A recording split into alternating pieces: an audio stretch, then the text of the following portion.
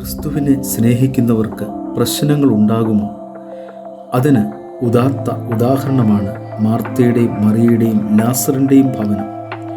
കർത്താവിനെ പരിമള തൈലം പൂശി തൻ്റെ തലമുടി കൊണ്ട് അവൻ്റെ കാൽ തുടച്ചവളാണ് മറിയ.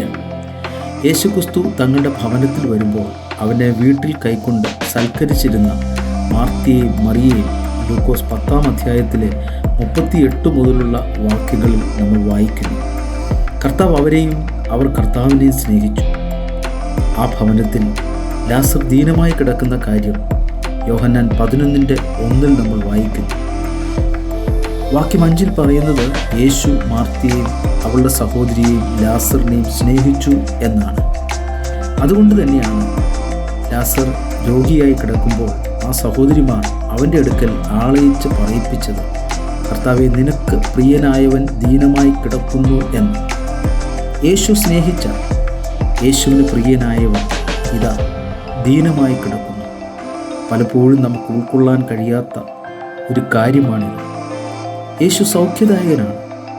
അവൻ്റെ അടിപ്പിണരുകളാൽ സൗഖ്യം വന്നുമിരിക്കുന്നുവെന്ന് നാം വായിക്കുന്നു. പക്ഷെ ഇപ്പോൾ ഇതാ ദീനം, രോഗം, പ്രശ്നങ്ങൾ. എന്തുകൊണ്ടാണ് ഇങ്ങനെ?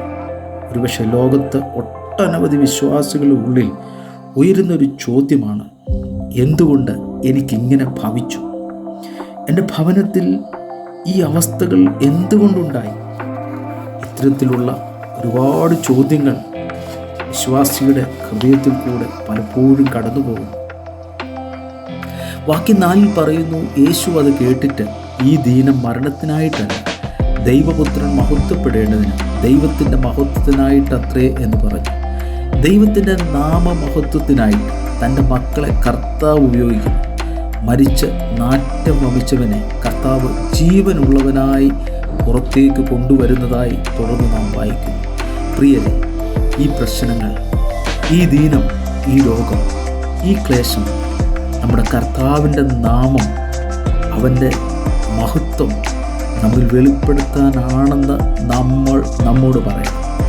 ഒരിക്കലും ഈ ദീനം മരണത്തിനായിട്ടല്ല, ഇത് നമ്മുടെ നാശത്തിനായിട്ടല്ല, കർത്താവിൻ്റെ നാമം നമ്മിൽ മഹത്വപ്പെടുത്തുവാൻ വേണ്ടിയാണ്. നമുക്ക് പ്രാർത്ഥിക്കാം. പ്രിയ കർത്താവേ, അങ്ങ് ഞങ്ങളെ സ്നേഹിക്കുന്നു. ഞങ്ങൾ അങ്ങയെയും പലപ്പോഴും ഞങ്ങളുടെ ജീവിതത്തിൽ കടന്നു വരുന്ന രോഗവും പ്രതിസന്ധികളും കണ്ട് ഞങ്ങളുടെ ആശ നശിച്ചു പോകുന്നു. എന്നാൽ ഇത് ഞങ്ങളുടെ തകർച്ചയ്ക്കല്ല, അങ്ങയുടെ നാമമഹത്വത്തിനായിട്ടത്രേ എന്ന് പറയുക. അങ്ങ് ഞങ്ങളെ സഹായിക്കണമേ. യേശുക്രിസ്തുവിൻ നാമത്തിൽ തന്നെ ആമേൻ.